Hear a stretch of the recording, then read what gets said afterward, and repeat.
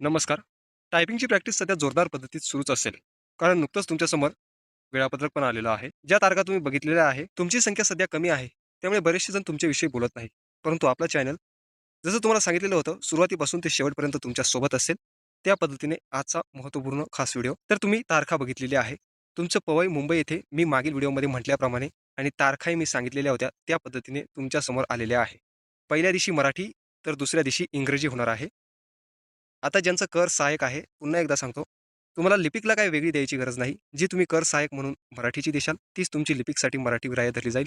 जी तुम्ही कर सहाय्यक इंग्रजी म्हणून देशाल, तीच तुमची लिपिक टंकलेखक इंग्रजी म्हणून ग्राह्य धरली जाईल. आता काही उमेदवार ज्यांना टायपिंग स्किल टेस्टमधून सूट आहे, तर लक्षात घ्या काही दिवसांनंतर आयोग काही लिस्ट जारी करेल, ज्यामध्ये टायपिंग सूट असलेल्यांची एक लिस्ट असेल, मराठी टायपिंगवाल्यांची एक लिस्ट असेल, इंग्रजी टायपिंगवाल्यांची एक लिस्ट असेल आणि कर सहाय्यकची एक लिस्ट असेल. मग ज्यांना सूट आहे, त्यांनी टायपिंग द्यायची नाही का? तर लक्षात घ्या, ते तुमच्या मर्जीवर आहे. तुम्हाला जर का तुमची टायपिंग स्किल टेस्ट बेटर असेल, तर तुम्ही आत्ताही देऊ शकता आणि तुम्हाला नसेल द्यायची, तर कोणतेही त्याबाबत वांधे नाही. तुम्ही भविष्यात नियुक्तीनंतरही ती देऊ शकतात आणि त्यावेळेसही फेल झालात, तर काय तुम्हाला कोणी कामावरून काढून टाकणार नाही. फक्त तुमची वेतनवाढ रोखण्यात येईल, असं म्हणण्यात आलेलं आहे. परंतु तुम्हाला ते सराव, प्रॅक्टिस वगैरे, वगैरे ते बरोबर क्लिअर होतं. परंतु जर का सध्या द्यायची असेल, प्रॅक्टिस असेल, तर देऊन टाका. तर फेल झालात तर त्याचाही काही परिणाम होणार नाही. फक्त ज्यांना सूट आहे त्यांच्याच विषयी मी बोलत आहे, लक्षात घ्या. जर सूट असलेले फेल जरी झाले टायपिंग स्किल देण्यामध्ये, तरी तुमच्या फायनल निकालासाठी नाव गृहीत धरलं जाणार आहे. एक महत्त्वाचा मुद्दा काही उमेदवारांनी विचारला होता, ते संमती विकल्पासंदर्भात. तर लक्षात घ्या, लिपिक टंकलेखकसाठी संमती विकल्पाची कोणतीही प्रोसेस नाही. म्हणजे जो उमेदवार कर सहाय्यकची जागा अडवणार आहे, तोच उमेदवार लिपिक टंकलेखक मराठी, लिपिक टंकलेखक इंग्रजी यांची सुद्धा जागा अडवणार आहे. मग त्याला एकच पर्याय आहे, तो म्हणजे ऑप्टिंग आउटचा. आणि भविष्यात प्रत्येक वर्षी जसे उमेदवार साथ देतात, आपल्या शेजारच्याला, आपल्या मित्राला, त्या पद्धतीने ते ऑप्टिंग आउट करतात. त्या पद्धतीने ह्याही वर्षी घडेल अशी अपेक्षा आहे. बघू ती पुढची गोष्ट आहे. परंतु एक डाऊट होता तो, की संमती विकल्पाची जी काही नवीन स्कीम आयोगाने 2024च्या भरती प्रक्रियेमध्ये राबवली, तर ती क्लर्क या पदासाठी आहे का? तर ती नाही. ते संमती विकल्प तुम्हाला कर सहाय्यक आणि बेलीफ लिपिक या 2 संवर्गासाठीच मागवण्यात येणार आहे. बाकी बेलीफ लिपिक आणि जे कर सहाय्यकला जे असणार आहे, ते लिपिक टंकलेखकच्या सुद्धा निकालात बघायला भेटतील. मग आता त्यांची चॉईस असेल, की आपल्याला ऑप्ट आउट व्हायचंय की नाही. 90 ते 99% उमेदवार हे ऑप्टिंग आउट करतात. पण प्रत्येक वर्षी चित्र असंच असेल असंही नाही. बघूया त्यावेळेस त्यांना विनंती करूया, आपल्या चॅनलच्या माध्यमातून करूया, इतर चॅनलच्या माध्यमातून करूया. आता तुम्ही आपल्याशी जोडलेलेच आहात. एक सांगणं आहे, टायपिंगचे जे कोणी उमेदवार आपल्या जुन्या टेलिग्राम चॅनलला जॉइन होत असाल, तर त्यांना सांगणं आहे, की त्या चॅनल आता बंद करण्यात आलेलं आहे. डिस्क्रिप्शन बॉक्समध्ये नवीन टेलिग्राम चॅनलची लिंक दिलेली आहे. तेथे तुम्ही जॉइन व्हा. कारण की मागल्या चॅनलमध्ये भरपूर टायपिंगचे उमेदवार त्या चॅनलशी कनेक्ट आहे. त्यांनी आता इकडे ट्रान्सफर होऊन घ्या. डिस्क्रिप्शन बॉक्समध्ये तुम्हाला ती लिंक भेटेल. कारण की भविष्यात अजून खूप प्रोसेस बाकी आहे. आपल्याला खूप चर्चा करायची आहे. खास करून एक्स सर्व्हिसमॅन उमेदवार मागच्या वर्षी गोंधळामुळे बऱ्याचशा एक्स सर्व्हिसमॅन उमेदवारांनी ऑप्टिंग आउटची प्रोसेस अवलंबली नाही. तर कृपा करून तुम्ही टेलिग्राम चॅनलला जॉइन व्हा. कारण की जशी-जशी प्रोसेस पुढे जाईल, तसं-तसं सर्व गाईडन्स तुम्हाला दिलं जाईल. साधारण उमेदवारांचं जाऊ द्या, परंतु तुम्ही सर्व्हिसमधून आलेला माणूस असतात. तुम्हाला शेजारच्या उमेदवाराची कदर असते. परंतु आपलं ह्या पद्धतीची प्रोसेस कधी बघितलेली नसते. ही खूप गुंतागुंतीची प्रोसेस आहे. त्यामुळे कनेक्ट राहा. कारण की भरपूर एक्स सर्व्हिसमॅनचे मला मेसेज आलेले आहे, की त्यांना एकत्र करा. आता ते एकत्र कसे होतील? तर आपल्याकडे हाच एक मार्ग आहे.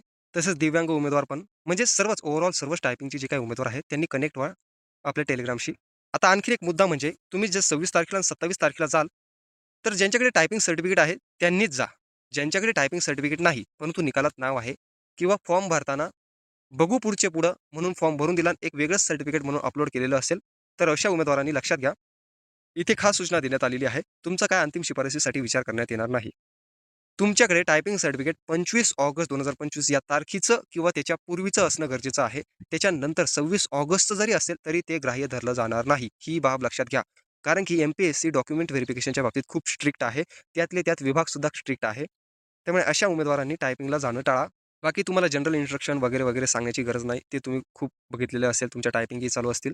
आता भरपूर उमेदवारांचा प्रश्न असतो, कीबोर्ड कोणता असतो, हे कोणतं असतं, ते कोणतं असतं.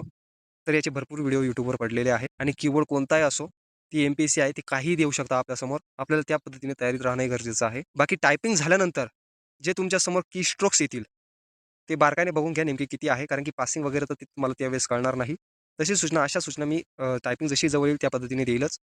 असो, या व्यतिरिक्त तुमचं जर का मनात आणखीन काही डाऊट असेल टायपिंगचं वगैरे, हा एक मुद्दा राहिला ॲडमिट कार्ड विषयीचा. तर तुम्हाला ॲडमिट कार्ड 18 फेब्रुवारीच्या दरम्यान बघायला भेटतील. 18-17 फेब्रुवारीला तुमचे ॲडमिट कार्ड तुमच्या प्रोफाईलमध्ये येतील. तेथून तुम्ही ते डाउनलोड करू शकता.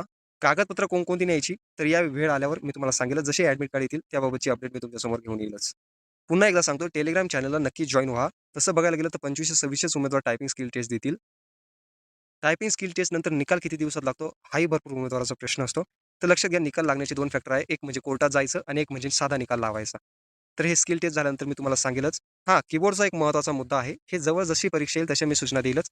पण तरी एकदा पुन्हा एक रिमाइंडर का कीबोर्डविषयी जर का तुम्हाला काही डाऊट असेल, तर त्यावेळेस जे पर्यवेक्षक असतील त्यांच्याकडून त्वरितले त्वरित सोल्युशन काढा. मागच्या वर्षी भरती प्रक्रिया कोर्टात हेही एक कारण होतं आणि त्या सर्व केस डिसमिस केलेले आहे. कोणतंही कारण कोर्टाने ऐकून घेतलेलं नाही. हे लक्षात घ्या. वेळही गेला, टाईमही गेलं, सगळं गेलं. पुढच्या परीक्षाही गेल्या. त्यामुळे आपणही पण थोडी काळजी घ्या. टप्प्या गोष्टी करत राहा. आणि काही उमेदवार म्हणतात, की आम्हाला नका शिकू. असं समजा, ज्याला असं वाटतंय की तुम्हाला नका सांगू, तर हा व्हिडिओ तुमच्यासाठी नव्हता. हा तुमच्या शेजारच्यासाठी होता, ज्याला समजून घ्यायचं आहे. मग मी त्याला समजवत आहे. मग अशाच पद्धतीचे जे काही आरेरावी करणारे उमेदवार असतात, हेच नंतर कोर्टात जातात आणि मग नंतर विचारतात, "सर आम्ही काय केलं पाहिजे? आता काय करू? नंतर काय करू?" काय नाही. मग त्यावेळेस कोणताही पर्याय नसतो. ज्यांना वाटतंय, की हाच लय हुशार आहे, आम्हाला जसं काही कळत नाही, तर समजून घ्या हा व्हिडिओ आपल्यासाठी नव्हता. मला काही व्हिडिओ बनवून लाखांनी पैसे येतात असं नाही. परंतु तुमचाच वेळ आणि तुमच्याच कोर्टातल्या चक्रा भविष्यातील वाचतील त्याच्यामुळे हा व्हिडिओ आहे. भरपूर उमेदवार गट ब आता जी नुकतीच झाली त्याच्या पूर्वपरीक्षेसंदर्भात काहीतरी तक्रार होती. कोर्टाच्या दिशेने निघालेले होते. परंतु मी त्यांना नोटिफिकेशन आणि योग्यरित्या काय प्रोसेस आहे, कशी झाली, ते समजून सांगितलेलं आहे. ती राज्यसेवा पूर्वपरीक्षा रिपीट घेण्यासाठीची केस पडलेली आहे 2024ची. तिचा अजून निकाल लागलेला नाही. तिच्या मुख्य परीक्षा येऊन गेलेली आहे. आता ज्या उमेदवारांनी केस टाकली, त्या उमेदवारांचं मला सांगा 2025चा अभ्यास झाला असेल का? त्यांची गटक सुद्धा निघाली नसेल. त्यामुळे सांगणं आहे, की आपण ह्या परीक्षेला जर का कोर्टात घेऊन गेलो, तर तुमचा पुढच्या भविष्याचा परीक्षा ज्या असतील त्याच्यावर परिणाम होतो. वकिलांना आणि आयोगातील कर्मचाऱ्यांना कोणताही फरक पडत नाही. त्यांना जशी इन्कम येते त्या पद्धतीने ती चालू असते. नुकसान हे आपलंच होतं, मानसिकही होतं आणि आर्थिकही होतं. त्यामुळे सांगणं आहे, कोणतेही पाऊल उचलण्यापूर्वी थोडी शहानिशा करा. खरंच जर का आपल्या विरोधात विरोधात घडत असेल, तर बिनधास्त जाऊ शकता तुम्ही. पण आपणच काळजी घेतलेली बरी. कीबोर्डमध्ये फॉल्ट असेल, बाबा आपल्याला चेंज करून पाहिजे. जर चेंज करून देत नसेल, तर तू बस आणि मला दाखव चालतंय का नाही नीट. जर का प्रॉपर चालत असेल, तर मग बसायचं. असो, जशी परीक्षा येईल, तसे मी तुमच्यासमोर सूचना घेऊन येईलच म्हणा. पण आपल्या टेलिग्राम चॅनलला जॉइन व्हा, कारण की गरज तिथे जास्त आहे. भेटूया आपण पुढील एखाद्या